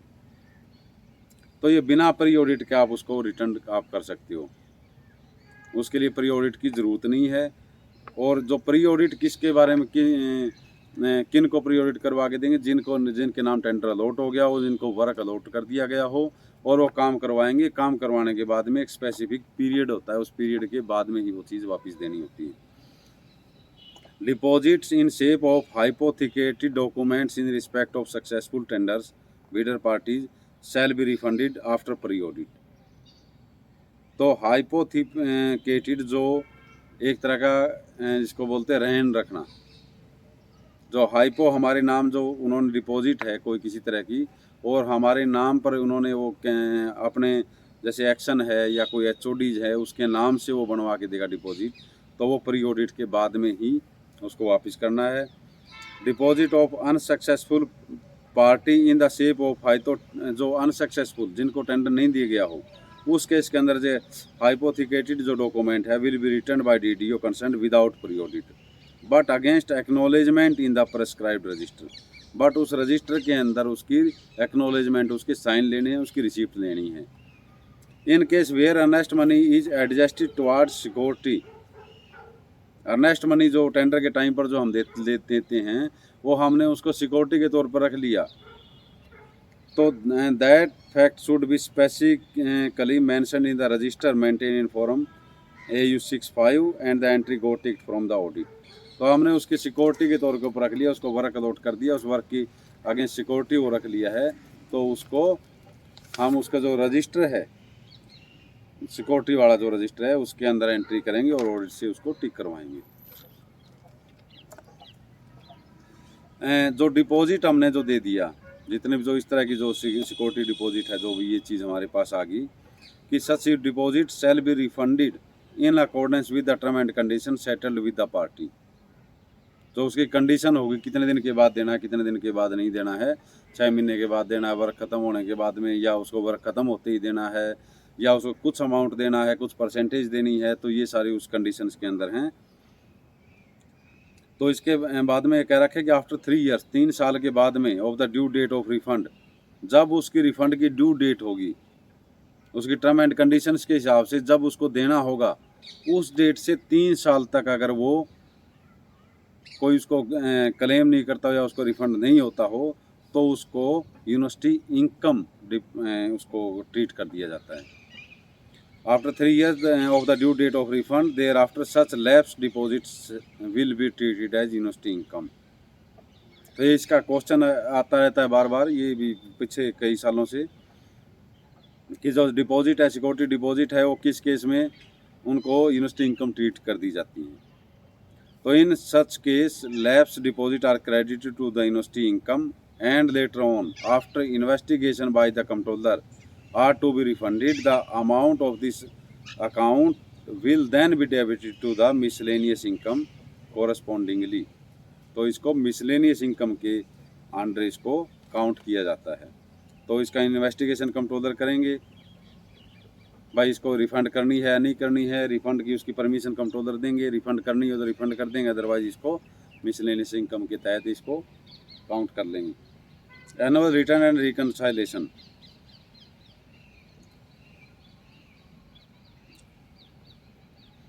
अब ये जो जितनी temporary securities है, इसके बारे में ये कहा गया कि at the end of each financial year latest by 15 April 15 April, हर साल की 15 अप्रैल है, HOD shall send detail of unrefunded temporary security है, इनकी सारी डिटेल ये भेजेंगे कंट्रोलर को।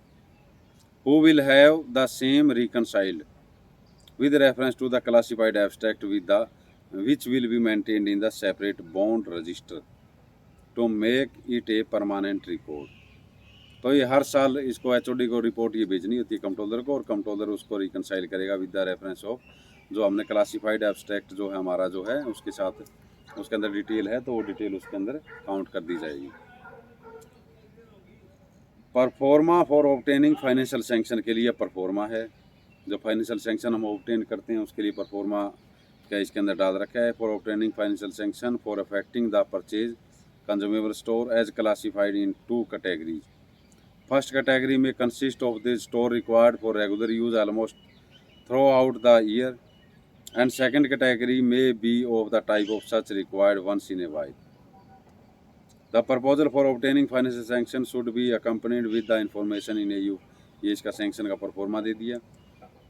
The request for obtaining financial sanction in respect of expenditure propose to be incurred in various type of function, price distribution and miscellaneous source training etc should be accompanied with the information in the following performa। तो जो इस purpose के लिए जो function है, कोई किसी तरह का प्राइस डिस्ट्रीब्यूशन फंक्शन है या मिसलेनियस सोज, कोई जिस तरह फ्लावर शो था पीछे हमारा इसके अंदर बॉटनिकल गार्डन के अंदर था, ऐसा कोई हो, ट्रेनिंग हो कोई एक्स्ट्रा, जो इस प्रकार की जो फंक्शन जो प्रोग्राम्स हैं उस पर्पज़ के लिए ये जो नीचे जो परफॉर्मा दे रखा है। Request for obtaining financial sanction for the purpose of machinery and equipment should be accompanied with the information informed। तो मशीनरी M&E के जो SOE के अंडर जो फाइनेंशियल सेंक्शन जो ली जाती हैं उसके लिए स्पेसिफिक अलग से एक परफॉर्मा और दिया गया है। ये फॉर्म है, ये HOD साइन करेगा and counter sign controlling officer करेगा। इसके बाद financial sanction are to be accorded in various HOD controlling officer at their own level. They should also get such information before according sanction each case. हर case के अंदर, हर बार जितनी बार sanction ली जाएगी हर case के अंदर ये इस परफॉर्मा इसके साथ लगाया जाएगा। आगे परचेज प्रोसीजर का है। परचेज प्रोसीजर का हमारा एक अलग से बुक भी है, हमारी स्टोर परचेज प्रोसीजर 2018, उसके अंदर सारा प्रोसीजर दिया गया है। और इसके अंदर जो 6.19 है, इसके अंदर CPC का दे रखा है कि purchase in the university are made through central purchase committee and departmental purchase committee constituted for this purpose। CPC is constituted by vice chancellor. CPC vice chancellor के द्वारा बनाई जाती है और ये वाइस चांसलर के बिहाफ पर काम करती है। And shall have power to make purchase of all centralized and non centralized item की जो परचेज की पावर है वो सारी CPC के पास रखी जाती है, CPC के पास ही होती है। और इसके अंदर कॉलेज डायरेक्टरेट लेवल की परचेज कमेटी, अलग अलग परचेज कमेटी होती हैं। इसके अंदर पहले सबसे छोटी जो होती है डिपार्टमेंटल परचेज कमेटी है, जिनकी आज के दिन पावर 50,000 की पावर है। इसके बाद कंट्रोलिंग ऑफिसर की जो है directorate purchase committee, college purchase committee, ये कमेटी आ गई है जो कंट्रोलिंग ऑफिसर लेवल की है। उसकी 1.5 लाख तक की परचेज की पावर और 1.5 लाख से ऊपर की अगर कोई परचेज किसी तरह की करनी हो तो उसको सीपीसी के अंदर भेजा जाता है या वाइस चांसलर की परमिशन के बाद में ही परचेज किए जाते हैं। तो सेंट्रलाइज आइटम है जो भी है उसके जो परचेज करोगे तो सेंट्रलाइज आइटम के लिए एनए आपको डायरेक्टर स्टोर परचेज से एनए लेना पड़ेगा उसके लिए। और departmental purchase committee shall have power to make purchase of the above item up to the mandatory limit. Mandatory limit जो अभी आपको बताई 50,000 की, वो डिपार्टमेंटल की है। और ये सारा इसके बाद में जो इसकी सारी डिटेल्ड जो है वो स्टोर परचेज प्रोसीजर के अंदर दी हुई है। तो ये 6 चैप्टर कंप्लीट हो गया है। इसके बाद में अपना 7th है। 7th के अंदर इतना ज़्यादा कोई वो है नहीं खास, मेरे को नहीं लग रहा कि यूनिवर्सिटी एग्ज़ाम है जो एंट्रेंस टेस्ट वगैरह उसके अंदर इतना ज़्यादा दे रखा है। इस बुक के अंदर 2-3 जो चैप्टर मेन है वो हम इसके अंदर कर लेते हैं। इसके अलावा तो उनको टीए इसके अंदर एग्ज़ाम के अंदर टीए कैसे देना है, सीक्रेसी वर्क है। इसके अंदर एक इसके अंदर मेन चीज़ ये है 7.4 का जो सीक्रेसी वर्क है, इसके अंदर आप सीक्रेसी वर्क का आप इसके अंदर मेन पढ़ लेना। इसके अंदर ये ज़रूरी चीज़ है। मीटिंग एक्सपेंडिचर इसके अंदर है कि सेकंड है इसका 7.4 का। ऑन आइटम्स लिस्टेड अबो जो दे रखे है the registrar controller of exam may draw temporary advance, इसके अंदर ड्रा करते हैं फ्रॉम हर बार जैसे एंट्रेंस टेस्ट वगैरह जो करवाना था उसके लिए टेम्परेरी एडवांस ड्रा करवा लिया। जो पहले टेम्परेरी एडवांस का रूल दे रखे उसी तरह इसका टेम्परेरी एडवांस ड्रा होगा। लेकिन इसका जब हम इसको करते हैं इसके अंदर ये एक स्पेशल चीज़ इसकी दे रखे है कि it will not be necessary to furnish detail. आपको डिटेल देने की ज़रूरत नहीं है। The certificate furnished by the registrar controller of exam will be deemed sufficient. एक वो सर्टिफिकेट देंगे कि हमने ये कितना खर्चा है, ये खर्चा हमने कर दिया, तो यही इसके लिए स्पेसिफिक मतलब इसके लिए कंप्लीट है कि आप इस बेस के ऊपर आपका वो एडजस्ट हो जाएगा। तीसरा इसके अंदर दे रखा है कि registrar controller of exam shall however keep detailed subsidiary accounts of such payments. इनकी डिटेल की जो अकाउंट्स इनके सब्सिडरी अकाउंट्स रखेंगे इस पेमेंट्स की। These account shall not be auditable by the joint director audit. तो ये अकाउंट्स है जी जेडी ऑडिट इनको ऑडिट नहीं करेगा, ये बिना ऑडिट के इसमें रह जाएगा। But may be verified by the controller on specific order of the controller के specific order of the vice chancellor के ऑर्डर के भी आपके ऊपर कंट्रोलर इनको वेरीफाई करेगा। क्योंकि सीक्रेट चीज़ होती है, सीक्रेसी जो आउट हो जाएगी फिर अदरवाइज तो कौन पेपर बनाता है, कोई इसको पेमेंट कर रहे हैं तो पता लग जाए एग्जाम पेपर वगैरह कौन बना रहे हैं कौन नहीं बना रहे, सारी चीज़ें। TA bills of the official attending the secrecy work, इनका टीए बिल के बारे में दे रखा है be verified by the controller और his representative not below the rank of W as authorise by him.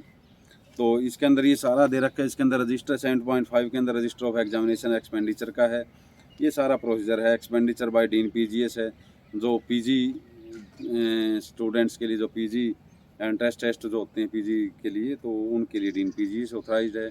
UG के लिए रजिस्ट्रार है। तो ये अलग अलग इनका दे रखा है। सेकंड इसका पार्ट बी है entrance test external examination refund rule. तो इसमें एंट्रेंस टेस्ट और external examination funds shall be establish on conducting the entrance test and external examination. जो this funds shall be operated by controller of exam who will act as controlling officer of this fund and utilise the funds exercising all power of HOD. Source of fund है, इसका source क्या रहेगा, procedure of realisation and deposit का utilisation of fund कैसे utilise करोगे, ये सारी इसके अंदर डिटेल आपने दे रखी है। Payment relating to secrecy job and expenditure related with interest test shall be made through cash, cheque and bank transfer. आप तीनों तरह से आप इसकी पेमेंट कर सकते हो, ये अंडर नोट है इसका। तो इन्वेस्टमेंट है, इसके जो फंड्स हैं इसको आप एफडी भी इनकी इस फंड्स की आप करवा सकते हो with the by reviewing it yearly, सालाना आप इसको रिव्यू करेंगे और with the approval of registrar के साथ में। तो ये इसका ये डिटेल थी। फेलोशिप स्कॉलरशिप का है, आप इसके अंदर आप ये देख लेना। इसमें ज़्यादा कोई आपको लगेगा कोई इंपॉर्टेंट ज़्यादा लगे आपको, ये लगे कि भाई हाँ ये थोड़ा सा करने की ज़रूरत है हमारे को, तो बाद में फिर से इसका अलग से कर लेंगे। मेन इनके अंदर रजिस्टर्ड है। आगे CPF GPF का है, तो इसके अंदर भी CPF GPF का ज़्यादा इतना नहीं है, आपको पेंशन रूल का दे दिया है, पेंशन रूल का 10th चैप्टर है। इसके अंदर आगे एक जो मेन जो चैप्टर है इसके अंदर 1-2 आएंगे तो वो एसएफ स्कीम्स के हैं, रिसर्च फार्म का है, चैप्टर 11 है।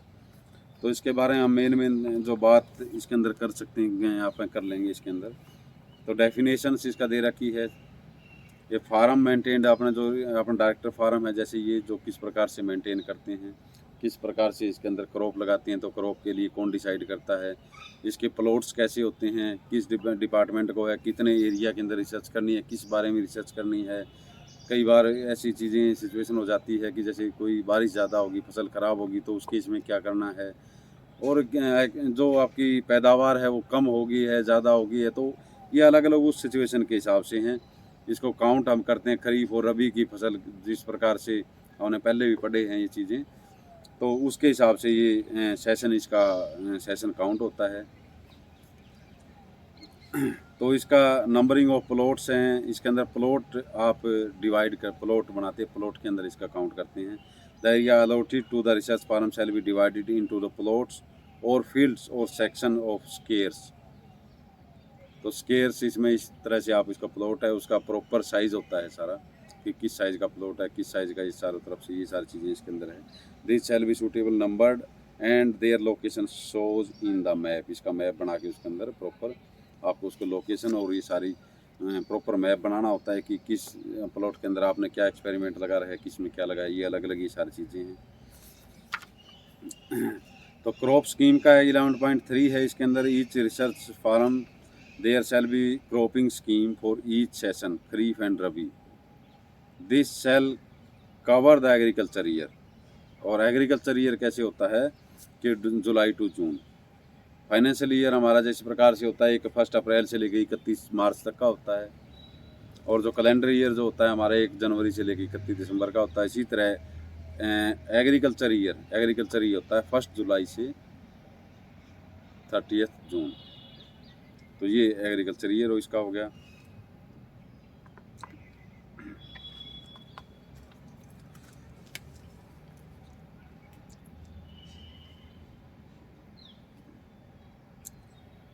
क्रॉपिंग स्कीम है, ये shall be prepared by the farm manager, area incharge जो भी है, फील्ड एरिया इंचार्ज जो होता है उनके द्वारा ये बनाई जाती हैं। And shall be got approved by the head इसको अप्रूव करता है, हेड ऑफ द डिपार्टमेंट है, ये सेक्शन है, चीफ साइंटिस्ट है या कोऑर्डिनेटर ऑफ रिसर्च स्टेशन है।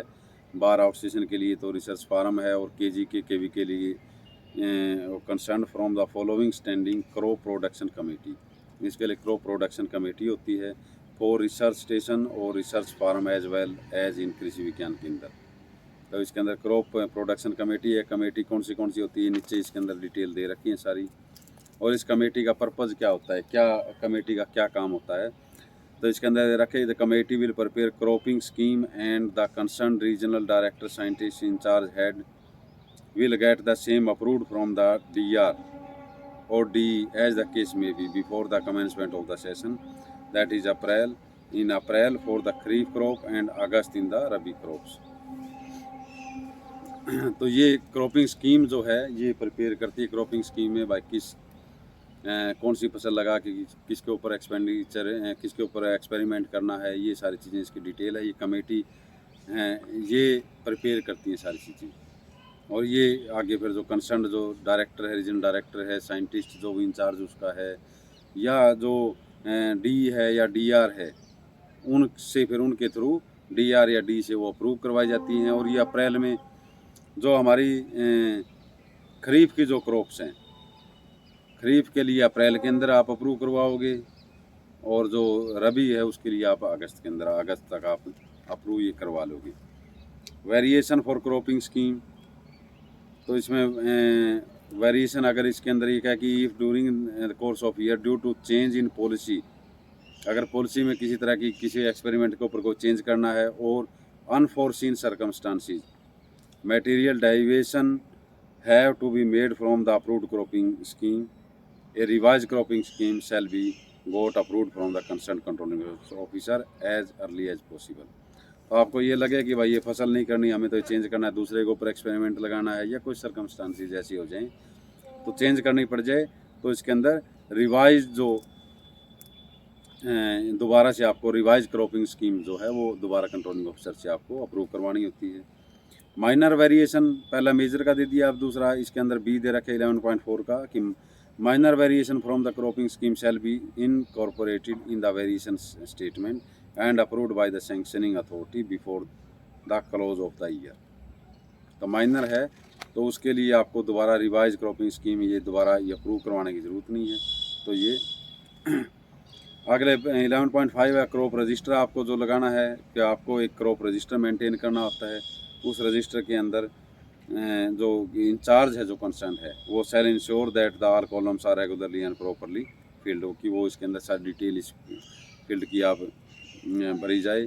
नोट 1 इसके अंदर है कि व्हेन सम नेचुरल क्लाइमेटीज और other unusual events occur resulting in abnormal damage to research farm area, अगर कोई ऐसी नेचुरल क्लाइमेटीज हो जाए या कोई अनयूजुअल इवेंट्स कोई इस प्रकार से हो जाए जिसकी वजह से ये लगे कि हमारे रिसर्च फार्म जो एरिया है हमारी जो प्रोडक्शन होनी है वो प्रोडक्शन बहुत कम हुई है, उसके रिजल्ट के ऊपर इफेक्ट पड़ता हो, तो उस केस के अंदर the concern incharge of the farm are suppose to send their report to the competent authority. While doing so, जब वो ऐसा कर रहा हो तो they should record a note of damage in the crop to the crop on such occasion in the remarks column के अंदर वो आप उसकी डिटेल देंगे कि भाई किस रीजन से हुआ है, किस प्रकार से क्या रहा इसका रीज़न कि इतना कम हुई है, और ये क्रॉप रजिस्टर के जो रिमार्क्स कॉलम है उसके अंदर सारी डिटेल देंगे under proper attestation so that audit objection regarding low yield etcetera may not be raised. तो खुद अटेस्टेशन मतलब उसके नीचे साइन भी करेंगे ताकि ऑडिट ऑब्जेक्शन कोई किसी तरह का कम पैदावार के कारण ये कोई इस प्रकार का ऑडिट ऑब्जेक्शन ना लगे। दूसरा है कि दूसरा लॉस के बारे में दे रखा है कि whenever director farm head of the department या जो इंचार्ज जो भी है या आउट स्टेशन का कहीं का भी हो, उनको finds that the expected yield of crop would be less than, इसके अंदर परसेंटेज मेरी बुक के अंदर नहीं दे रखा है, मेरे ख्याल में 30% है ये, और more than the expected yield due to natural calamities और अदर फैक्टर्स, अगर आपको लगे कि इस परसेंटेज से ये जो हमारी फसल है ये इससे भी कम हो रही है, तो इस केस के अंदर एक स्पेशल गिरदावरी कमेटी दे रखी है।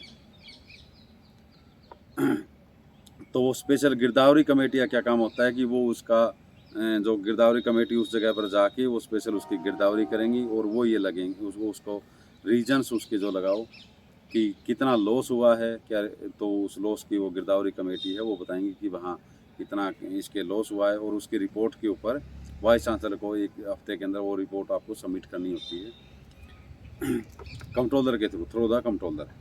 तो ये गिरदावरी कमेटी कौन सी हैं, ये कमेटीज़ के बारे में आपसे पूछ सकते हैं, तो ये कमेटीज़ इसका ध्यान रखना।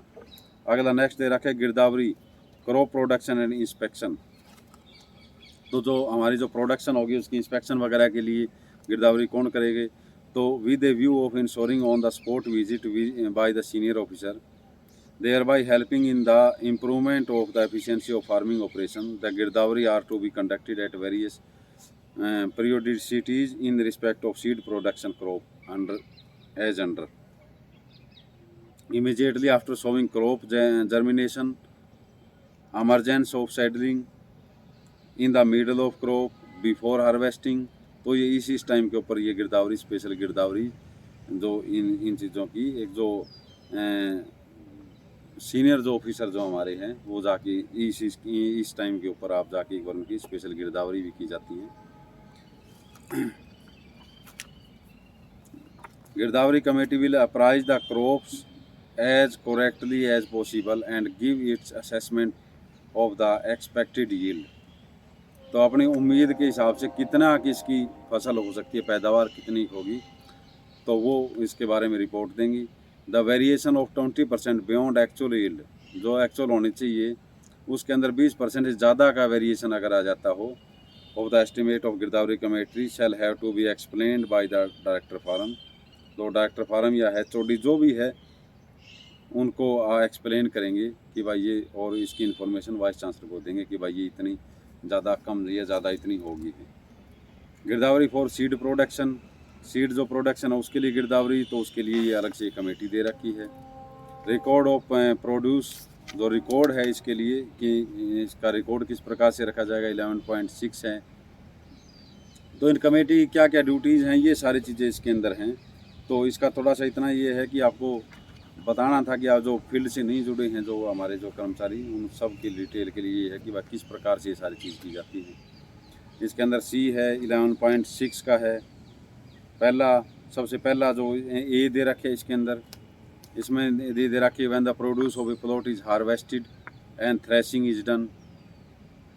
तो उसको जब फसल को पहले हार्वेस्टेड है या उसको थ्रेशिंग, जब उसको फसल को निकाली जा रही है उस टाइम के ऊपर, the quantity threshed and winnowed clean shall be transfer daily to the farm store. कहाँ पर ट्रांसफ़र, फार्म स्टोर में ट्रांसफ़र करोगे डेली की daily.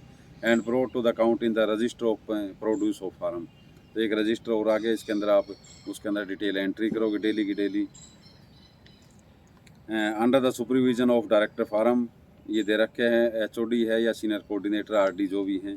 Where the produce is more than one plot is harvested together, एक साथ में एक से ज़्यादा प्लॉट की हार्वेस्टिंग चल रही है, तो उस टाइम पर it will be permissible to record a produce against relevant plot as adjudged by the director farm. और जो भी HOD जो भी हैं इसके अंदर दे रखा है, कोऑर्डिनेटर है रिसर्च स्टेशन KVK का जो भी हैं। Where the plot is entirely experimental, अगर वो एक्सपेरिमेंटल प्लॉट है तो in officer in charge conducting the research shall keep such subsidiary statistical data of the outcome of individual plot. तो ऑफिसर जो इंचार्ज है वो उसका अलग अलग उनका जो जितना भी जो डाटा है उसका वो डाटा कंडक्ट करेंगे उसके अंदर, और अपना स्टैटिकल जो डाटा है वो सारा अपने पास उसको जो ज़रूरत लगे वो उसके अंदर रजिस्टर के अंदर लेंगे। And total produce shall be taken there from the crop register. और डाटा के बाद में जो प्रोड्यूस जितना भी हमारा जो फसल हुई है वो सारी, उसके बाद में वो क्रॉप रजिस्टर के अंदर वो डाटा उसका हमारे फसल का जो ब्यौरा है, जितना भी कितने टोटल वो फसल हुई है तो पैदावार कितनी है वो सारी उसके बाद में क्रॉप रजिस्टर के अंदर लेंगे। And the register of produce, और रजिस्टर जो प्रोड्यूस जो रजिस्टर है उसके अंदर प्रेसिंग के बाद में प्रोड्यूस रजिस्टर के अंदर वो एंट्री कर दी जाएगी। ग्रीन फोल्डर का है, हरे चारे का बारे में दे रखा है। इसके बाद C के अंदर है, और D के अंदर है उसकी रिसिप्ट का दे रखा है कि किस प्रकार से उसकी रिसिप्ट इशू की जाएगी, ये सारी चीज़ें। 11.7 है डिस्पोजल ऑफ प्रोड्यूस, किस प्रकार से उसको डिस्पोज करोगे आप। जो प्रोड्यूस आपके पास आ गया, आपने स्टोर में रख लिया है, उसके बाद में डिस्पोजल का दे रखा है। प्रोविज़न ऑफ क्रेडिट सेल, उधार के अंदर कहीं किसी को देना हो तो किस किस को उधार पर देना है, तो ये उसके अंदर उधार किस किस को दे सकते हैं। अकाउंटिंग ऑफ क्रेडिट सेल, उधार की अकाउंटिंग किस प्रकार से की जाएगी, जो उधार हमने दिया है उसका किस प्रकार से अकाउंट मेंटेन किया जाएगा। Accounting of cash realisation, cash में अगर हम किसी को पर सेल करते हैं तो उसके किस प्रकार से अकाउंट रखा जाएगा। Cash where director farm etcetera is not a DDO, director farm और जो इंचार्ज है वो DDO ना हो, DDO उसके अलावा कोई दूसरा हो, तो इस केस के अंदर क्या प्रोसीजर रहेगा, ये सारी चीज़ें इसके अंदर स्टेटमेंट ये सारी दे रखी है। एनुअल इनकम है, एनुअल इनकम है किसको बेचनी होती है, तो कंट्रोलर को एनुअल इनकम है तो मंथली बेसिस पर आप दोगे रेटिंग, एनुअल इनकम है वो इनकम सबमिट करोगे। कंट्रोल और वेरिएबल लेबर का है, लेबर का दे रखा है कि लेबर की आप किस प्रकार से मेंटेन करोगे। लाइव स्टॉक रजिस्टर है, आप स्टोरेज है उसके आप रजिस्टर किस प्रकार मेंटेन करोगे, और कब कब उसकी रिवैल्यूएशन होगी, ये डिटेल इसके अंदर है। आप इनको देख लेना, जो मेन उसकी जो गिरदावरी कमेटी वगैरह हैं वो सारी चीज़ें इसकी डिटेल थी वो आपको बता दिया है। इसके बाद में आगे नर्सरी एंड प्लांट ट्रीज का जाएगा। अकाउंट्स इसके 11.15 है, कंज्यूमेबल स्टोर है, अनकंज्यूमेबल स्टोर है, जो फील्ड का जो मशीनरी जो होती है उनका किस प्रकार से हम अकाउंट रखेंगे। नर्सरी एंड प्लांट ट्रीज का आ गया, नर्सरी एंड प्लांट ट्रीज का nursery register of nursery plants का है, नर्सरी रजिस्टर फॉर प्लांट्स, तो ये इसके अंदर प्लांट्स का किस प्रकार से हम मेंटेन रखते हैं, प्लांट्स का है, ट्रीज का है, फ्रूट ट्रीज का अलग से रजिस्टर है। तो ये रजिस्टर वगैरह इसके अंदर आप ध्यान रखना होता है सारा। डिस्ट्रीब्यूशन ग्रीन फोल्डर का है, ग्रीन फोल्डर का एक पहले भी हमारा, इससे पहले भी एक जगह और आया था जिक्र, उसके C11.6C के अंदर भी ग्रीन फोल्डर का दे रखा है, और ग्रीन फोल्डर का 11.18 के अंदर भी दे रखा है। Accounts of control in consumption of POL, या POL का दे दिया कि इसके अंदर ट्रैक्टर वगैरह जो यूज़ होते हैं, ये भी आप इसके अंदर ध्यान रखना कि ट्रैक्टर्स का दे रखा है कि ट्रैक्टर जब हम यूज़ करते हैं उसके अंदर फ्यूल है वो किस प्रकार से गाड़ियों के अंदर है। गाड़ियों के अंदर तो आपकी एवरेज निकाली जाती है, ट्रैक्टर के अंदर एवरेज नहीं निकाली जाती। ट्रैक्टर के अंदर वर्किंग हॉर्स जो घंटे हैं, घंटे के हिसाब से उनको पेट्रोल है वो कंज्यूम दिखाया जाता है उसके अंदर। तो ये 11 पॉइंट, इसके बाद procedure for maintain of account of research scheme. Research scheme के अगर कहीं हो तो उसका अकाउंट किस प्रकार से मेंटेन किया जाता है। तो ये सारी इसके अंदर आप डिटेल हैं, ये आपको देखो पढ़ लो इसके अंदर। इस बुक के अंदर इतना ज़्यादा डिटेल बताने की ज़रूरत नहीं है, आपको वैसे ही समझ में आ जाएगी। बहुत ईजी बुक है, 50 नंबर की है, आप इसका ध्यान रखना। इसके आगे नेक्स्ट जो चैप्टर है यूनिवर्सिटी प्रेस का है, इसके अंदर एक प्रैक्टिकल है, तो प्रैक्टिकल आप इसके अंदर निकाल देना कि वेस्टेज जो है कि हम प्रिंट करवाते हैं, हमने 20 रीम दे दिए, 20 रीम के प्रिंट करवाना है, तो उसके अंदर वेस्टेज कितनी है, किस प्रकार से काउंट करते हैं कि कितने पेपर ख़राब हो सकते हैं उसके अंदर। तो ये वेस्टेज निकालने का उसके अंदर है। एक रीम है, रीम के अंदर 500 पेपर होते हैं और साइज़ अलग अलग हो सकता है। अगर एक मान लो 9x4 9/4 के जो अपने 9/4 के नहीं, ये A4 पेपर है जो हैं, A4 पेपर निकालने हैं, सीट उससे डबल है, 4 गुना सीट दे दी, उसके अंदर टुकड़े करने हैं, तो कितनी वेस्टेज उसके अंदर होगी और कितने करने, सारे उस चीज़ के ऊपर काउंट करनी होती हैं सारे। ये इस फॉर्मूला दे रखे, इस फॉर्मूले के हिसाब से काउंट होगी। इसके अंदर रजिस्टर मेंटेन करना है, ये रजिस्टर का है। Disposal of old outstanding completed jobs हैं, एक्चुअल फाइनेंशियल स्टेटमेंट है। तो ये इसके अंदर प्रेस एडवाइजरी कमेटी है। इसके अंदर लाइब्रेरी के अंदर लाइब्रेरी एडवाइजरी कमेटी होती है, इसी प्रकार प्रेस के अंदर प्रेस एडवाइजरी कमेटी है। यूनिवर्सिटी वर्कशॉप, इसके बाद वर्कशॉप आ गई है।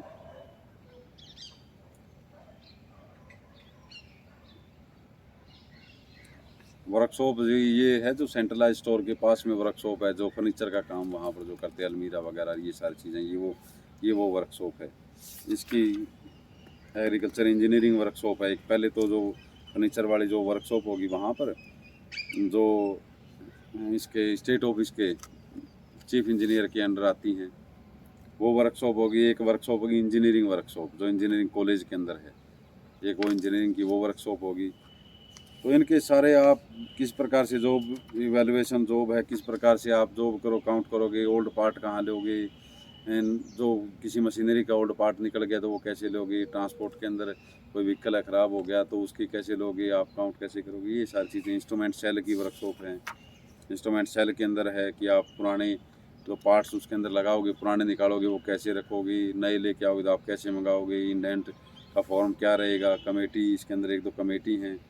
जॉब बियॉन्ड रिपोर्ट है, review committee of review of performance committee है। ये सारी डिटेल्स आप एक। फिर चौथी इसके अंदर सेक्शन D के अंदर आ गया है ट्रांसपोर्ट वर्कशॉप। जो ट्रांसपोर्ट के अंदर जो वर्कशॉप है उसकी वर्किंग किस प्रकार से होगी। इसके बाद है university motor vehicle. University motor vehicle के अंदर एक दो चीज़ इसके अंदर इन केस ऑफ इमरजेंसी का है, वो चीज़ें इसके अंदर है। फ्यूल माइलेज है, या आपको गाड़ी के अंदर आप जा रही हो कहीं पर, तो आपके अंदर आपका ऑफिसर आपके साथ गाड़ी के अंदर आपका ऑफिसर जा रहा है, उसकी फैमिली अगर जा रही हो तो उस सिचुएशन में क्या करना है, उनको चार्जेस लेने नहीं लेने हैं। फैमिली से अदर देन कोई अलग और रिलेटिव को जाने लग रहा हो तो उससे चार्जेस लेने हैं नहीं लेने हैं, ये सारी चीज़ है। एवरेज है, गाड़ी की एवरेज है किस प्रकार से फिक्स की जाएगी, कमेटी कौन सी होगी, ये सारी चीज़ इसके अंदर है। ट्रैक्टर की जो दे रखी है वो 11 चैप्टर के अंदर दे रखी थी, और गाड़ियों की है वो 14 चैप्टर के अंदर है। ये डिटेल्स हैं इसकी। और गाड़ी है, पार्किंग कैसे करोगे, आप गाड़ी को कहाँ खड़ी करोगे बाद में, ड्यूटी के बाद में है, और किसकी रिस्पॉन्सिबिलिटीज़ होगी। तो गाड़ी है, आपका ड्राइवर है, अगर ऑफिसर ये कहे कि भाई मैं ड्राइव करूँगा, तू साइड में बैठ जा, मैं करूँगा चलाऊँगा इसको गाड़ी को, तो उस केस में ड्राइवर को क्या करना है, कौन चला सकता है गाड़ी को, किसको आप गाड़ी चलाने के लिए दे सकते हो, नहीं दे सकते, ये सारी चीज़ें इसमें, ये डिटेल इसके अंदर है। तो इसमें मेरे ख्याल में ज़्यादा से इतना समझाने की या बताने की ज़रूरत नहीं है। ये आप लोग एक बार पढ़ोगे तो इतनी देर में आप सारी चीज़ पढ़ सकते हो। इन केस अगर ट्रैवलिंग के अंदर जा रहे हो, ड्राइवर के साथ कोई ऐसी कोई मिस हैपनिंग हो जाए या इमरजेंट सिचुएशन कोई भी किस प्रकार की आ जाए, हार्ट अटैक आ जाए या कोई भी किसी तरह की भी वो सिचुएशन हो, उस सिचुएशन के अंदर क्या क्या प्रोसीजर रहेंगे, क्या करना पड़ेगा, ये सारी चीज़ें उसमें हैं।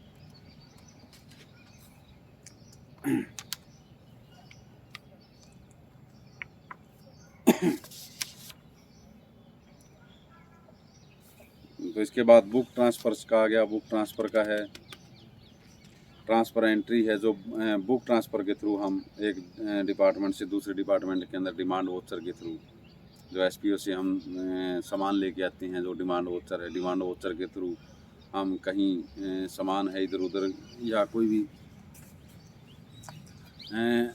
सामान, जैसे एसपीओ से स्टेशनरी का सामान ले लिया हमने, किसी और डिपार्टमेंट के अंदर कोई सामान पड़ा है, कोई ऐसी चीज़ है उनकी यूज़ नहीं है और वो इस डिपार्टमेंट में ज़रूरत है, तो वो ट्रांसफ़र एंट्री करके किस प्रकार से करेंगे, ये उसका प्रोसीजर है। हमने वो इसका स्टार्टिंग के अंदर डेफिनेशन देखी, तो उसके अंदर ये है कि जहाँ कोई कैश इन्वॉल्व ना हो, किसी तरह का चेक है, कोई पेमेंट वो इन्वॉल्व ना हो, तो ये वो ट्रांसफ़र, बुक ट्रांसफ़र उसको, ये वो ट्रांसफ़र है सारी। Funds and fees end funds का नेक्स्ट चैप्टर है इसका। तो ये अमलगामेटेड जो फंड्स वगैरह जो जितने होते हैं, जो डीन डायरेक्टर्स जितने हैं, उनका उन उस पर्पज़ के लिए जो फीस वगैरह है उनका किस प्रकार से मेंटेन रखेंगे, उसका अकाउंट किस प्रकार से मेंटेन रखेंगे, ये सारी चीज़ उसकी डिटेल्स हैं। हॉस्पिटल के हैं, इसके अंदर हॉस्पिटल का दे रखा है, एग्जामिनेशन एंड सर्टिफिकेट फीस, क्या क्या फीस होगी। स्टूडेंट एंड ट्रेनीज़ के केस के अंदर दे रखा है, कोई रिकवरी और किसी तरह ट्रीटमेंट ऑफ रियलाइजेशन है, अकाउंटिंग ऑफ डेली इनकम, ये चीज़ें इसके अंदर है। अमलगामेटेड फंड का है, हॉस्टल फंड है, किस प्रकार से खर्चा करे, कौन खर्चा कर सकता है, कितना खर्चा कर सकता है, ये सारी चीज़ इसके अंदर है। प्रॉपर्टी रेंट स्टोर्स का है। तो इसमें एक दो मेन और मैं आपको देख के अगले जो वीडियो उसके अंदर बना देंगे। हाँ, तो टाइम भी काफ़ी हो गया और बोलते बोलते मैं भी तंग हो जाता हूँ, ज़ुबान लड़खड़ाने लगी। तो मिलते हैं अगली बार ये बुक है, इसके अंदर और जो जितना इम्पोर्टेंट जो चीज़ें हैं, जो लगे आपको डेली यूज़ में भी हो और आपको जो आपके एग्ज़ाम हो रहे हैं उसके अंदर भी कुछ मदद मिल जाए, तो वही कोशिश कर रहे हैं कि एक एक बुक का एक एक पैरा चैप्टर जो है वो सारी चीज़ तो नहीं पढ़ाई जा सकती, ना बोल सकती, ठीक है ना। तो आप अपने लेवल पर तैयारी करो। इसके क्वेश्चन आंसर जो पुरानी हम सोल्व करेंगे उसके अंदर आपकी लगभग बुक तय हो जाएगी। आप इसको एक बार स्टडी कर लो और मुझे नहीं लगता कि आपको किसी तरह की कोई प्रॉब्लम इस बुक के अंदर तो आ जाएगी। अकाउंट कोड 2 की है, वो आप हमें पता है कि उसके थोड़ा टफ, लैंग्वेज भी टफ है और वो जो उस काम से बहुत कम कर्मचारी हैं कि वो जुड़े हैं इस काम से, तो जो जुड़े हैं उनको तो कुछ पता इस बारे में लग जाएगी, प्रोसीजर क्या होता है, तो उसके बारे में अलग से आपको वीडियो बनाएंगे उस चीज़ की भी, और आपको डिटेल वो सारी चीज़ें समझा देंगे, कोई ऐसी बात नहीं है उसकी। अकाउंट कोड 2 की है, मेन अकाउंट कोड 2 ही रहती है अब तो, और बाकी लगभग तैयारी होगी। और बाकी आपको जो लगे, ठीक लगे, आपको लगे कि उसकी ज़रूरत ज़्यादा है, किसी किताब को, किसी बुक को, किसी रूल्स को, कोई किसी बारे में कुछ समझना हो, तो आप नो डाउट किसी टाइम किसी समय आप बोल सकते हो। तो ठीक है, थैंक यू।